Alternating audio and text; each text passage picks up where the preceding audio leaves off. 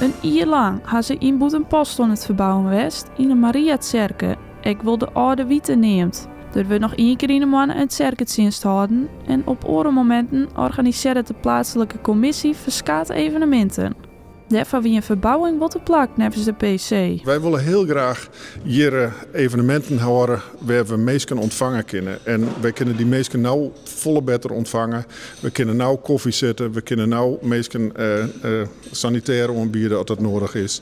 Dus we hebben gewoon goed gefaciliteerd. In het circus zelfs is net een soort verhoren, maar bij de entree is een keukenplaats en het saneemde hoenderhok is onpast. Dit gedeelte, dit is zo'n prachtige mooie romaanse boog die met die kloostermoppen van de tour, dat weer nooit zichtbaar. Er zit een sket voor. Er zijn nou twee goede toilettenkamers. Want het is al je nodig in het cirken om een oorsoort evenementen hier te organiseren. Ja, voor u is het orgel natuurlijk ook een hele belangrijke om die centraal te zetten.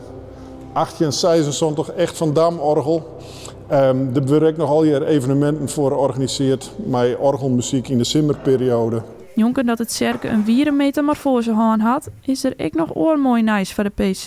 We krijgen onze Statenbibel ook weer om. En die Statenbibel die is hier altijd geweest, maar die is gerenoveerd. Ja, hoe dat inzien werkt, daar heb je specialisten voor. Dat zijn boekbinders die daar zitten. En die hellen eigenlijk alle bladzijden weer los. Die zorgen ernaar van, moet er nog een stukje onmaken worden of moet er juist wat aan. Sneu 14 maart is de grote opening van het cirken. Dat is wat bot naar je het zocht. Nou, wij hopen dat je er echt wel even wat mensen op aankomen.